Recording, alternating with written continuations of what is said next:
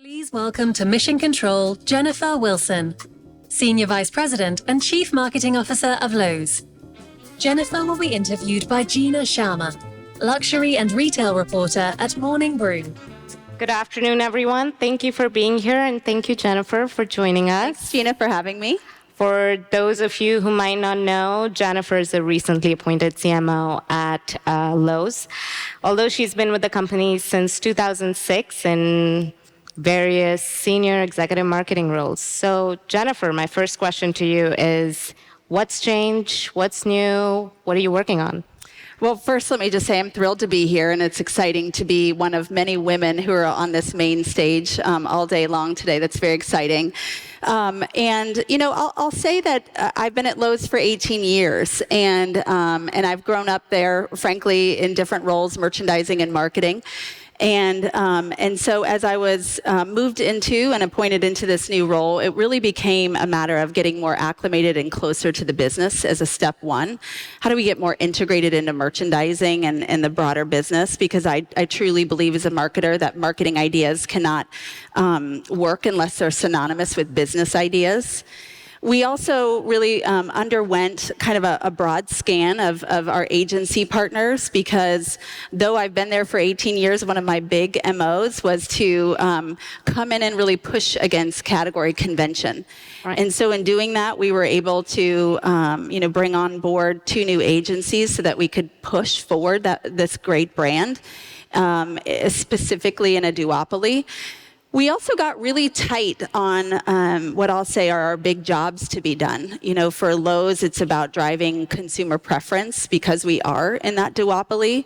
It's about driving loyalty and building loyal behavior amongst our existing customer base, but also finding new audiences who we can get more ingrained in the things that matter most to them. And then also about working on our value perception. You know, Lowe's is viewed as wider and brighter aisles, and sometimes with that comes a perception that we maybe aren't the best value. So we really started digging in there as well.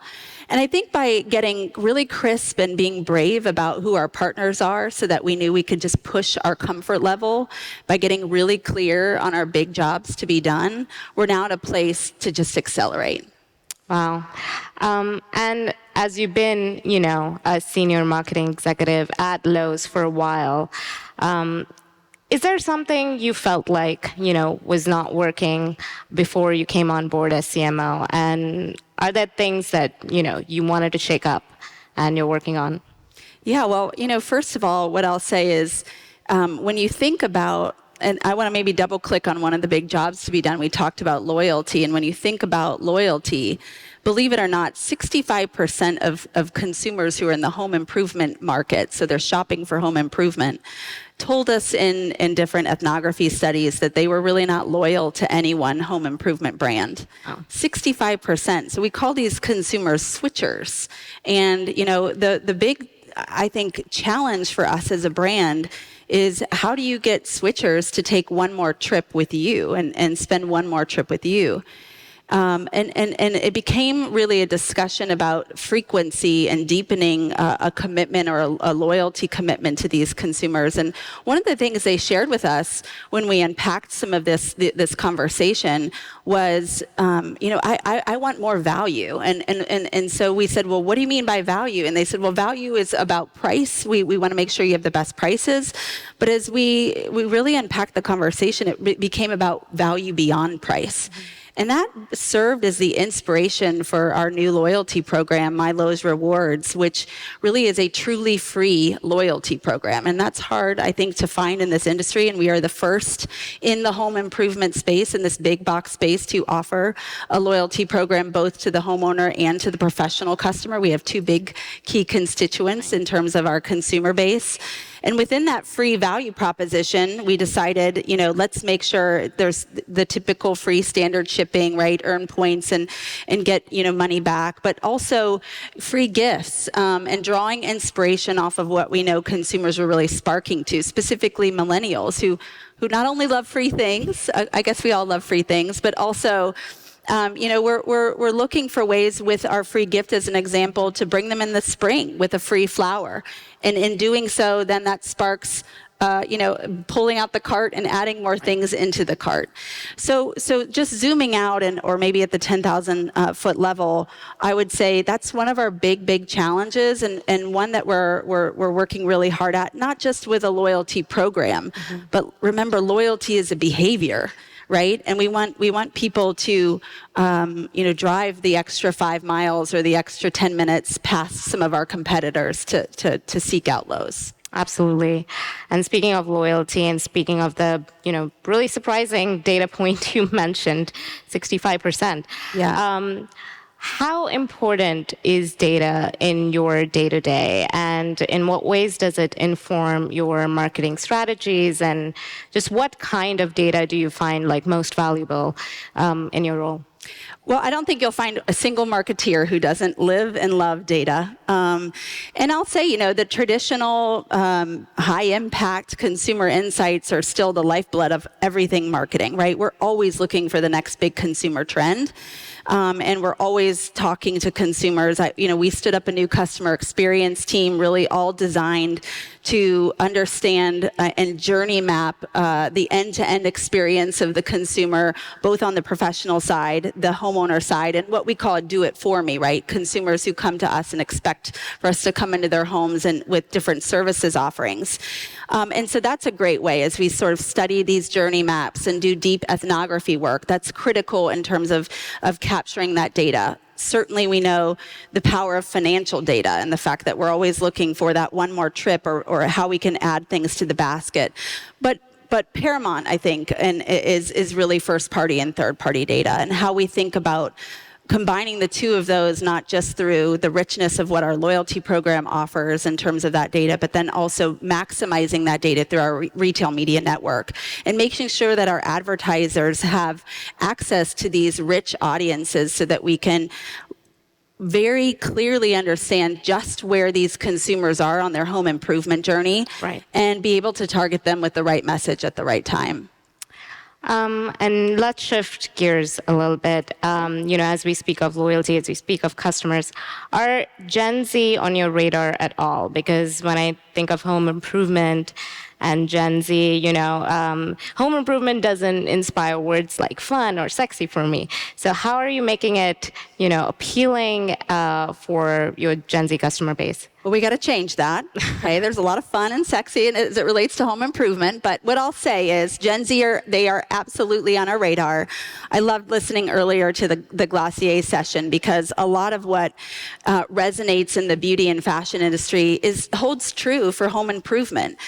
Gen Zers are in love with trending product, and what we see take off with 2 million views, or what goes viral, are things like mini toolboxes, or right now what you'll see is a mini Lowe's blue bucket that has taken off and sold out. Halloween, giant skeletons and other animatronics are huge, and so we think about the Gen Z in such an interesting way, because first of all, I'll say more than 30% of Gen Zers who are 25 and older already own a home. Mm-hmm. And secondly, in terms of their shopping behaviors, they are not perhaps like a boomer looking at a long weekend, like a Memorial Day weekend, and saying, well, this is when I'm going to go tackle my home improvement project. Instead, right, they're scrolling through their feed. And so how do we show up with, new and different product, as an example, or how do we show up with the help that they're looking for? And so that's really the challenge. The second one I would say is that we hear both from millennials and Gen Zers that children is a way in. Yeah. And when we're relevant to their kids, we're a relevant brand to them. And so it's important for us as we offer free workshops for children as a part of being a MyLowe's Rewards member. Those sell out once a month, so they're very hard to get into, and we've got to make those more accessible. I think that's a big opportunity. But the more that we can really connect with children, live sports is another way that we're doing that with some of our star athletes, and bringing those kids in to have experiences in stadiums and in games. And we talked about it a little bit backstage. What role does personalization and AI, play when you're talking about appealing to Gen Z, but also being able to stay true to your core customer? Well, I think what's so interesting is that as a marketer, you've really got to make sure that you're clear, So setting aside personalization and sort of bottom of the funnel, that you're crystal clear on who you are as a brand. And some of that work is the work that we embarked on and just recently over the last year of crystallizing our brand position, making sure that we know exactly who we are as a brand and what's ownable to us. And unlike some of the brands that we've seen on stage earlier today, we started out as a brick and mortar store, right? And then moved into an omni-channel retailer versus maybe D2C moving into stores. And so you've got sort of this evolution, if you will, of brick to mortar into omni-channel, now into a far more sophisticated tech ecosystem. And consumers expect, because of all of the D2Cs and other sort of digital native brands, that you are seamless to do business with and that you are recommending products that are resonant to them. So we depend on the first-party, third-party data that we talked about, but also, technology and AI to help us do that. And we are well on our journey there and excited about what's ahead. And as we know, loyalty is sort of the underpinning of that entire ecosystem. A big theme here at Shoptalk Fall is unified commerce or omni-channel, as you were talking about earlier. What role does marketing play as a whole at your company? Because we talked a little bit about your day-to-day and really, what has helped you do your job better. But how important is marketing when it comes to the entire ecosystem of Lowe's? Well, as I mentioned, half my career I've spent in merchandising and half of it in marketing. And I think by design, I view a marketeer's role as being a revenue driver. Mm-hmm. We often in this field can talk about the fact that we don't own a P&L, but I like to push against that. It is our job to drive revenue for the company. One way to do that is through a media network. Many retailers, as we know, are in that space. Another way to do that is through personalization and building that flywheel of more consumers making more frequent trips because you're more relevant with your messages and your product. And so I think as a marketer, if you are looking for ideas, whether they be departments that you run, customer experience, another one of them, and I'll come back to that are really intended to drive incrementality, that's first and foremost. That's paramount. As a marketer, the notion of driving the business and driving a big marketing idea can't be mutually exclusive. The second thing I'll say is that I do believe incrementality is often, particularly for retail, sitting right in your lap. And by that, I mean, that's a part of why we stood up this customer experience team, because if you think about a journey from end to end, and that there's probably very few perfect shopping experiences end-to-end at any retailer that you visit today. Imagine what you could drive in terms of additional revenue if you've just fixed 3 of the 7 steps along that journey. And that's what we're really after, is not just creating new experiences, but fixing existing experiences so that we can go pick up the fruit on the ground as it relates to incremental revenue. And then the last thing I'll say is, as a retailer and as a marketer, is look for adjacency opportunities. Post-pandemic, we saw a big macro theme of consumers moving into more rural areas. And so we also saw some great statistics, like there are more pets in millennial homes today than there are children. And so it really was the impetus for how do we think about reassorting in these rural stores? How do we think about pet food, as an example, or apparel, or ATVs, or livestock feed? And that's what you'll find in a Lowe's rural location. And then as that flywheel starts to go, you start to realize, well, it's not just in rural locations that people need pet food. And so all of these things become ways that you can drive your brand in new and interesting ways. So I think adjacent categories is probably another important point for marketers to think about.